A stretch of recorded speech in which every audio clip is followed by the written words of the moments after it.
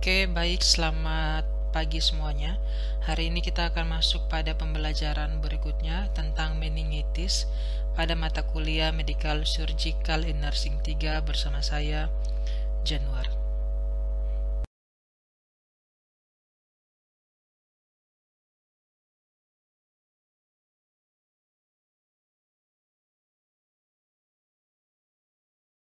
Tujuan pembelajaran kita hari ini ada 4. Yang pertama, mahasiswa mampu memahami definisi dan klasifikasi dari meningitis, faktor predisposisi, manifestasi klinis atau tanda dan gejala.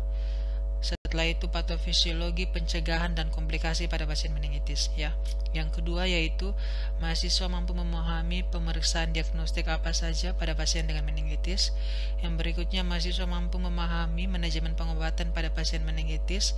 Yang terakhir adalah mahasiswa mampu memahami asuhan keperawatan pada pasien dengan meningitis. Harapan saya setelah melewati pembelajaran ini ya, semua mahasiswa sudah memahami keempat tujuan pembelajaran yang akan dicapai. Pembelajaran hari ini akan kita bagi dalam 3 sesi ya, 3 bagian, dan dalam setiap bagian ada soal atau kuis yang harus kalian kerjakan ya. Jadi saya harap kalian bisa menonton video pembelajaran ini sampai selesai dan bisa mengerjakan kuisnya sesuai dan bisa mendapatkan hasil yang memuaskan ya. Oke, baik, pada bagian pertama ini ya, kita akan sama-sama belajar terlebih dahulu mengenai anatomi fisiologi dari meningen ya, karena yang kita bahas adalah meningitis yang akan berhubungan dengan meningen ya. Meningen itu apa? Meningen ini merupakan lapisan membran yang menutupi dan melindungi otak dan sumsum tulang belakang kita ya. Meningen sendiri terbagi menjadi 3. Kalau kita bisa lihat di gambar yang sebelah kiri, ada yang pertama bone, yang berikutnya adalah meningen. Nah, ini yang melindungi otak kita. Dibagi menjadi 3 lapisan. Yang pertama dura mater, setelah itu arachnoid dan pia mater. Nah, dura mater ini apa? Dura mater ini merupakan lapisan terluar dan paling dekat dengan tengkorak. Nah, pada lapisan dura mater ini merupakan lapisan yang tebal dan kuat yang terletak langsung di bawah tengkorak. Kalau misalkan kita lihat, kita belajar bahasa Latin, dura mater ini merupakan artinya adalah ibu yang keras. Pada lapisan ini merupakan lapisan yang keras ya. Yang kedua merupakan arachnoid, lapisan yang tengah, kita lihat. Yang berikutnya adalah pia mater. Nah, pia mater ini apa? Pia mater ini merupakan lapisan yang paling dalam dan paling dekat dengan jaringan tengkorak.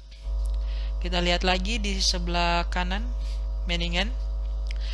Dilihat lagi ada 3 ruang di dalam meningen. Kalau tadi 3 lapisannya dura mater, arachnoid dan pia mater, ada 3 ruang dalam meningen. Yang pertama adalah ruangan epidural. Lihat yang bagian atas, epidural space. Ini merupakan ruangan antara tengkorak dan dura mater. Nah, pada ruangan epidural ini biasanya obat-obat analgetik, obat-obat pereda nyeri ya, biasanya disuntikan ke dalam ruang ini melalui tulang belakang di bagian epidural. Yang berikutnya adalah ruangan subdural. Ruangan subdural ini merupakan ruangan antara dura mater dan arachnoid ya. Dan yang berikutnya adalah di bagian bawahnya lagi adalah ruangan subarachnoid, merupakan ruangan antara arachnoid mater dan pia mater. Lihat ya. Ruangan subarachnoid ini merupakan ruangan di antara arachnoid mater dan pia mater ya. Lapisan ini diisi dengan cairan cerebrospinal ya, yaitu cairan cerebrospinal ini merupakan cairan yang melindungi otak dan sumsum tulang belakang ya. Saya udah tahu kalau misalnya kalian sudah sangat paham dan sangat familiar dengan anatomi fisiologi pada meningen ya. Oke, saat ini kita akan bahas mengenai penyakit yang berhubungan dengan meningen. Ada banyak. Ini salah satunya adalah yang pertama subdural hematom. Subdural hematom atau biasanya disingkat SDH. SDH ini merupakan apa? Perdarahan yang terjadi di antara dura mater dan arachnoid mater karena adanya robekan pada pembuluh darah. Jadi singkatnya perdarahan di ruang subdural.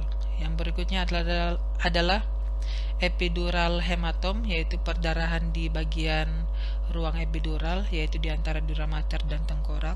Yang berikutnya adalah meningioma. Meningioma ini merupakan tumor yang tumbuh di meningen ya, tumor biasanya tidak bersifat kanker, namun dapat tumbuh cukup besar sehingga mengancam jiwa dan mungkin memerlukan perawatan bedah.